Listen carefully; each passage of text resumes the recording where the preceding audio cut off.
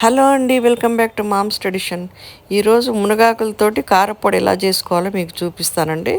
ఇది చాలా టేస్టీగా ఉంటుంది, ఆరోగ్యానికి ఎంతో మంచిదండి. 5-6 లేత మునగాకు కొమ్మలు తీసుకున్నానండి. ఆకులన్నీ దూసి పెట్టుకోవాలి, కొంచెం శుభ్రం చేసుకొని. ఇంకా కొంచెం ఏదన్నా మిగిలినా కూడా మళ్ళీ తర్వాత అయినా అవి శుభ్రం చేసుకోవచ్చు అండి. మునగాకు అంతా ఒక గిన్నెలో వేసుకున్నానండి కడగడానికి.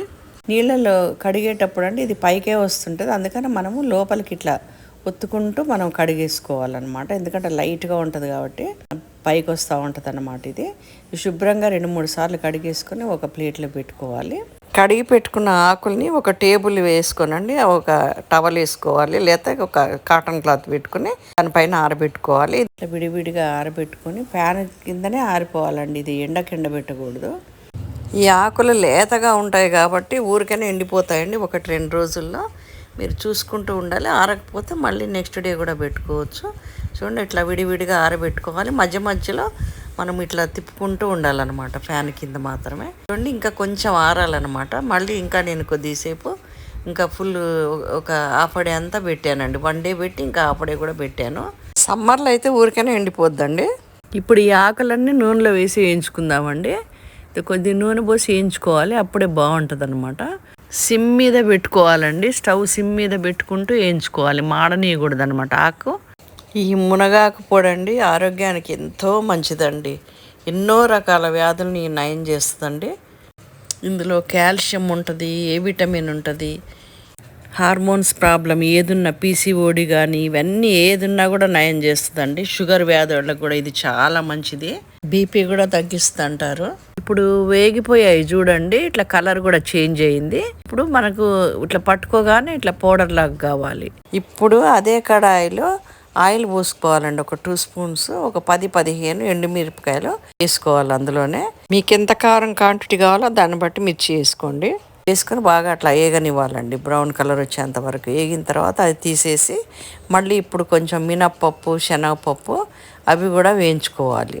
ఇవి వేగుతున్నప్పుడే ధనియాలు కూడా వేసుకోవాలండి, ఒక 2 స్పూన్స్ ధనియాలు వేసుకోవాలి, ఒక 2 స్పూన్స్ ఏమో జీలకర్ర వేసుకోవాలి, కొద్దిగా మెంతులు వేసుకోవాలి. ఇవన్నీ కలిపి బాగా వేయించుకోవాలి, కొంచెం బ్రౌన్ కలర్ వచ్చేంత వరకు వేయించుకోవాలి. అవి వేయించిన తర్వాత అవి పక్కకు తీసి పెట్టుకోవాలి. ఇప్పుడు కొంచెం కరివేపాకు ఒక 2-3 రెమ్మలు తీసుకుని అవి కూడా వేయించుకోవాలండి. చూడండి, అట్లా బ్రౌన్ కలర్ అయిన తర్వాత ఇప్పుడు తీసేసేయాలి. తీసేసిన తర్వాత కరివేపాకు తీసాం కదా, ఆ కరివేపాకు కూడా అందులో వేసేసుకోవాలి. ఇది కూడా ఇట్లా కొంచెం అట్లా డ్రై అయిపోయిన తర్వాత అవి కూడా తీసి ఒక ప్లేట్లో వేసుకోవాలి. ఇవన్నీ కలిపి అందులోనే ఒక 1.5 స్పూను సాల్ట్ వేసుకోవాలి. సాల్ట్ వేసుకున్న తర్వాత పసుపు వేసుకోవాలి, అది వేడిగా ఉన్నప్పుడే ఒక 1/2 స్పూను పసుపు వేసుకోవాలి. ఒక ఎల్లిపాయలు తీసుకోవాలి, చూడండి, ఒక ఎల్లిపాయ నేను చూపించినంత ఎల్లిపాయ తీసుకోవాలి. అది తీసుకున్న తర్వాత ఇప్పుడు చింతపండు కూడా, అది కూడా కొంచెం గట్టిది తీసుకోవాలి. చింతపండు కూడా అది కూడా వేయించుకోవాలి, కళాయిలోనే వేయించుకోవాలి. వేయించి పెట్టుకున్నది నేను అందులో వేసానండి. నేను అంతా తీసి ఆరబెట్టుకున్నాను కదా, నా మునగాకులోంచి ఒక 2 గుప్పెళ్ళు తీసుకుని నేను కారపొడి చేస్తున్నాను. ఇప్పుడు ముందుగా గ్రైండర్ తీసుకోవాలి, గ్రైండర్ తీసుకొని మునగాకుని అందులో వేసుకోవాలండి. తర్వాత దానిపైన ఈ మిరపకాయ వేయించి పెట్టుకున్నాం కదా, అదంతా వేసుకోవాలి. అందులోనే అంతా వేసుకొని ఇప్పుడు అంతా కలిపి ఇప్పుడు గ్రైండ్ చేసుకోవాలి. ఎల్లిపాయలు పక్కన పెట్టుకొని ఇప్పుడు అంతా గ్రైండ్ చేసి, చూడండి, మిర్చి అట్లా వేగాలన్నమాట, ఇట్లా ఇట్లా అనగానే ఇరిగిపోవాలి. ఇప్పుడంతా గ్రైండ్ చేసుకున్న తర్వాత ఇప్పుడు ఎల్లిపాయలు పక్కకు తీసి పెట్టి అందులో వేసుకోవాలి. మళ్ళీ ఒకసారి తిప్పేసుకోవాలి. ఇట్లా మెత్తగా అయిపోయిన తర్వాత చూడండి, చాలా మంచి వాసన వస్తుందండి. ఎల్లిపాయ వేసిన తర్వాత చాలా టేస్టీగా కూడా ఉంటుంది. ఇట్లా మరీ ఇట్లా మెత్తగా కాకుండా కొంచెం గరుకులుగా ఉంటేనే టేస్ట్ ఉంటుందండి. ఇప్పుడు ఈ మునగాకు పొడిని ఒక గాజు కంటైనర్లో వేసుకుంటున్నానండి, వేసి మూత పెట్టుకుంటున్నాను. మీ దగ్గర ఏది ఉంటే అది వేసుకోండి. ఇప్పుడు మిగిలిన మునగాకు ఉంది కదండి, అది కూడా మళ్ళీ గ్రైండర్లో వేసి మెత్తగా చేసుకుంటున్నాను. ఇట్లా పౌడర్ చేసి పెట్టుకుంటే మనం కూరలలో కానీ, పప్పులో కానీ, మటన్లో, చికెన్లో, ఏ కూరగాయలనైనా కూడా వేసుకోవచ్చు అండి. ఇది చాలా మంచిది, ఎన్నో రోగాలను ఇది నయం చేస్తుందండి. ఇలా చేసి ఫ్రిడ్జ్లో పెట్టుకున్నారంటే 2-3 నెలలైనా ఉంటుందండి.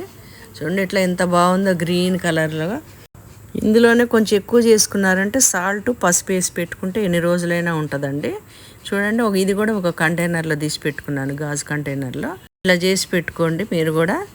ఇవాళకి ఇంతేనండి. షేర్ చేయండి, సబ్స్క్రైబ్ చేయండి, లైక్ చేయండి.